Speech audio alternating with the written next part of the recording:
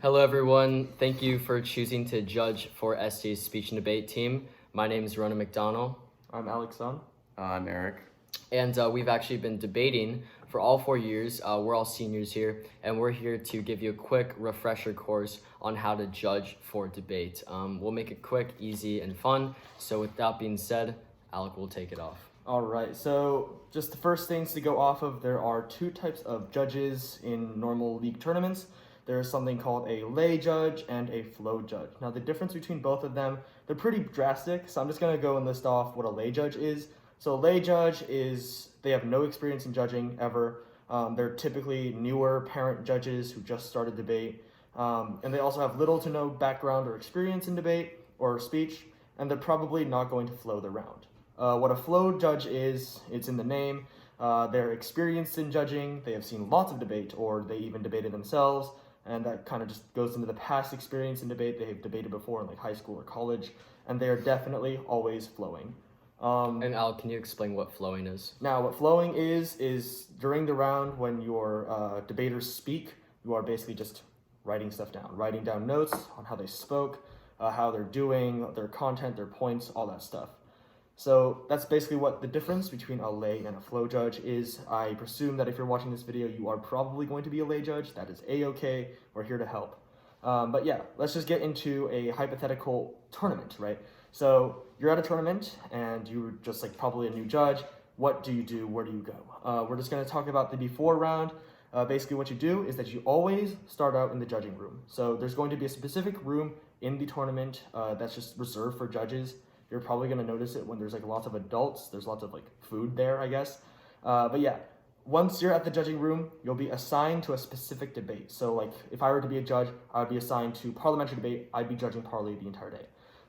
But you might not be assigned to every round. So I might be assigned to, out of the 4 rounds in that day, I might be assigned to rounds 1, 2, and 4, not 3, right? So if you are assigned to a round, be sure to show up. If you're not assigned, it's okay, you can just chill.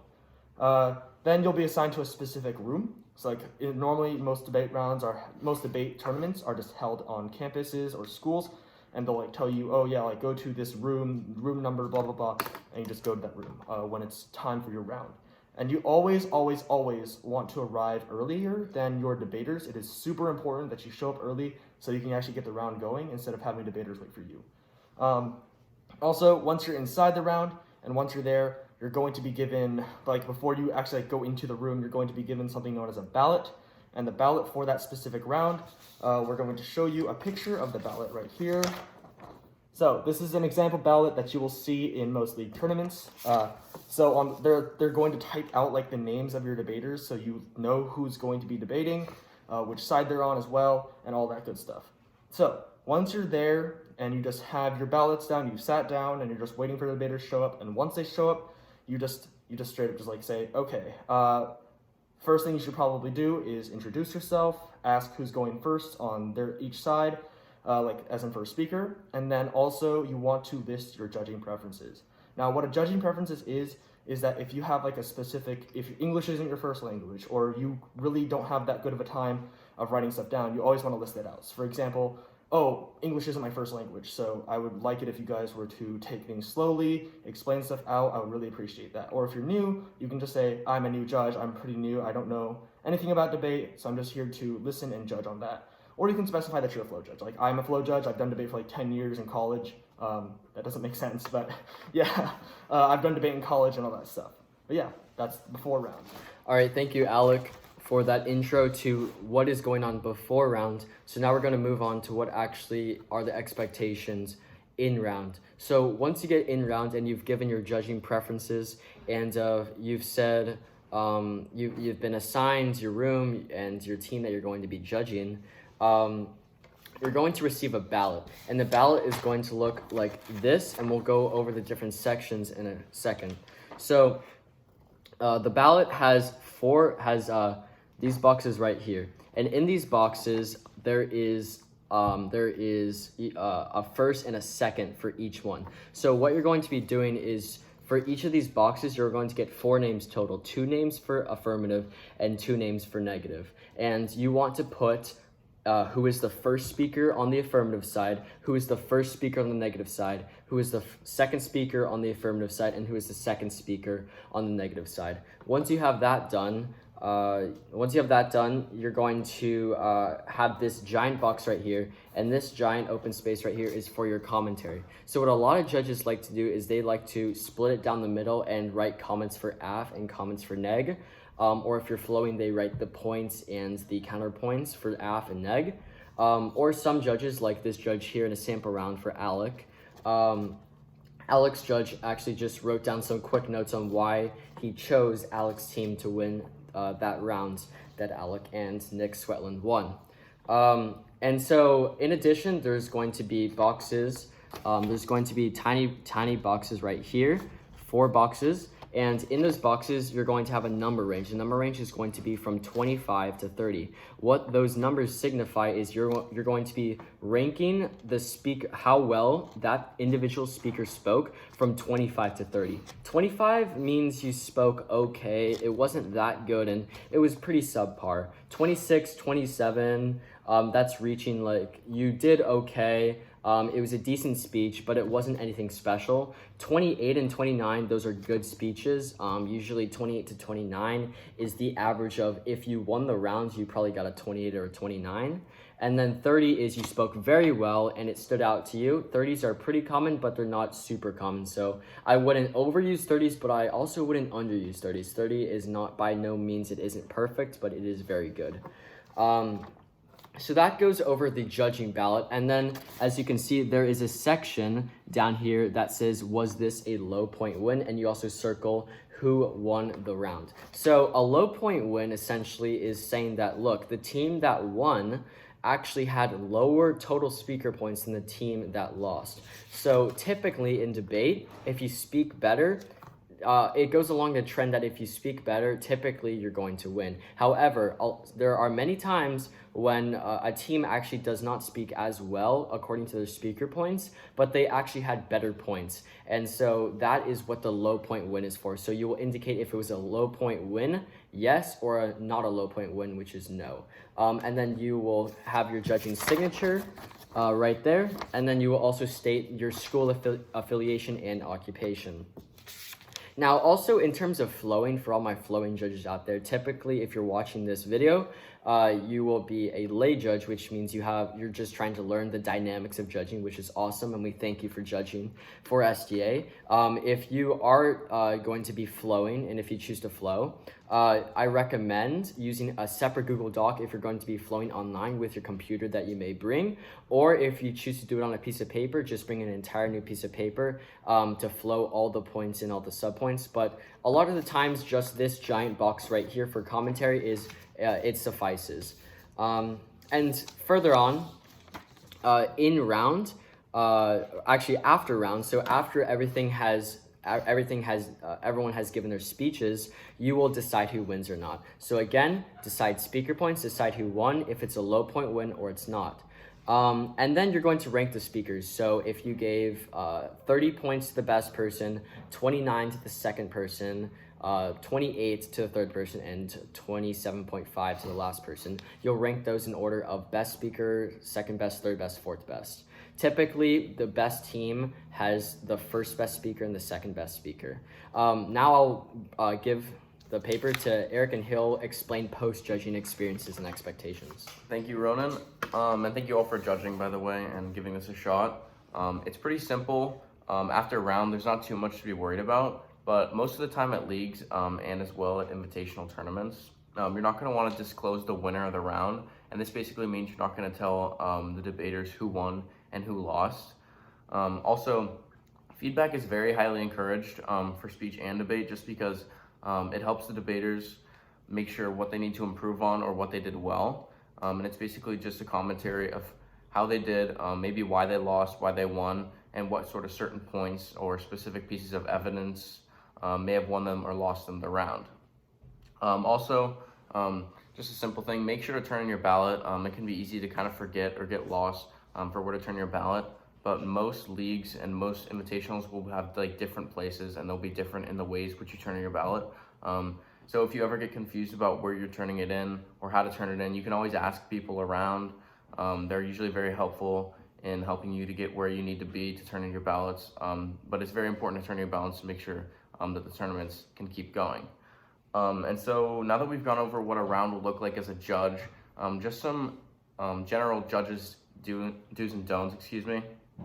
Try not to speak during speeches, just because it can like throw off like kind of the essence of a round.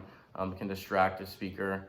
But in between speeches, if people are like moving to go up to the podium to speak, or people are just like jotting down notes really quick before they're about to speak, you can ask questions or clarifications about maybe a contention or maybe about one of their pieces of evidence. That's completely fine. Also, try not to use your personal knowledge, bias, or like political opinions or views in the round, just because it can kind of throw off the weight of a round. And you kind of just want to go into a round, whether it's parley, POFO, LD, or policy, with an open mind about all the ideas all the points that speakers can bring up. So yeah, just try not to use personal bias or like your own opinions while judging a round and deciding who won or lost. And also, yeah, once again, do give feedback. It can be very helpful for debaters upon how they won the round or how they possibly lost the round. And if we want to improve as debaters, we kind of need feedback on how we can get better. And this is a very important step in that. And yeah, just when you're judging, also just keep an open mind about what you might hear from both sides. And make sure you're trying to like decide a winner fairly based on a multitude of things, not only based on what points they brought up, but also how they spoke. So you're not going to want to decide a round based off one entire thing, but you're going to want to incorporate, pieces of evidence, how they spoke, if the opponents contradicted themselves, or if they sort of negated all the points of the other side. So when you're judging, just make sure to include multiple things within your decision. Yeah. And so moving on to specifics, in specific debates, there will be different sort of complications, which could be confusing at first. So parley is a popular debate, and there are a couple things that we're going to clarify for you. And so it's the only debate which has like in-round questioning. So what you're going to see is like someone's going to stand up and they might put their hand out, and the person speaking can either say, no, sorry, I can't take your question this time, or they say, all right, what's your question? And at that time, the person will ask the question, or they won't. And so don't be confused if someone stands up and, is posing to ask a question. This is something that happens very often in parley debate, multiple times around. And POOs, it stands for point of order. Someone will stand up during one of the final two speeches and they'll ask the opponent to stop their time while they're speaking, and they'll sort of speak to you about what they see. And so the point of a point of order is to identify when an opponent has sort of broken a rule. And most often this is used when someone is breaking the rule of bringing in new evidence or new points within the final speech. And you're going to see this a lot in parley, and probably a little bit in POFO as well. And so the idea is that you're not allowed to bring in new points or new pieces of evidence in your last speech. However, a clarification on that is you are allowed to extend on a point you previously made, or extend on a piece of evidence you previously used. And with that, I think Ronan will go into POFO. Yes, so if you are judging public forum is one of the more popular debates, as parley is. Public forum, one of the biggest differentiating factors it has versus other debates is crossfire. Now in crossfire, a way to judge it is make sure it's respectful. If a team or an individual on said team is not being respectful, isn't allowing the other person to finish their points, or isn't exactly being just a respectful debater as a whole, definitely mark them down on that. And so it is very important in crossfire to be respectful and to have a good exchange of points. Here at SDA, especially at SDA Speech and Debate, we pride ourselves on being a very formal and a very respectful team. And so we take that to heart. And so just make sure when you are judging a debate, especially for crossfire and public forum, make sure it's a respectful exchange of ideas. People aren't talking out of turn, and this goes for all debates, but specifically for POFO, crossfire is supposed to be respectful and a good exchange of points. I'll hand it to Alec for Lincoln Douglas. All right, so in Lincoln Douglas or LD debate, the most important thing that you've got to watch out for is the value or the value criterion. Now, the value and value criterion is pretty special and it's pretty exclusive to only LD. And basically, the LD just circles around like values and morals and all that stuff. So basically, both sides, they offer their own value, which is like their own side that they're going to argue on, and all their points are going to be revolving around that one value, and the other side's going to do the exact same.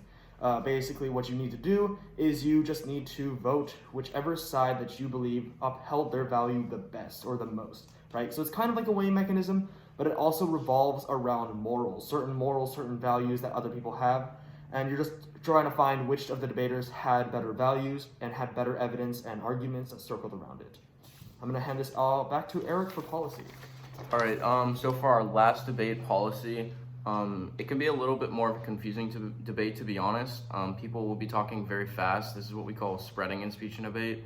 It's where people are like spewing information at you or spewing their points at you very quickly in a manner which can be a little confusing. But all I'd say for policy is just to be aware that people are likely going to do this and to not get overwhelmed by people throwing all this information at you so quickly.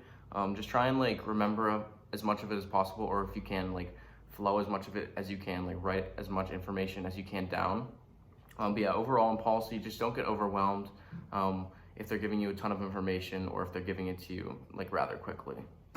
And to close it out for the specific debate types, one type of debate that is kind of a hybrid between speech and debate is Congress. Now, it's not super formal, so this also could be covered in the speech video. However, Congress, in terms of judging Congress, many times what you should look out for, it's a very different style of debate, so I'm sure if you are judging Congress, they will go over all these specific rules and how it works, because it's very different than Parley, POFO, LD, and policy. However, when you are judging Congress, it is important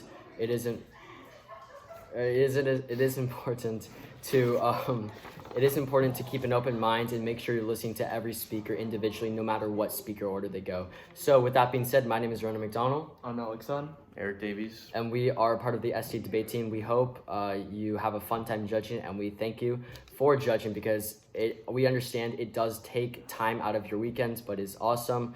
And we thank you for supporting SDA Speech Debate. Thank you.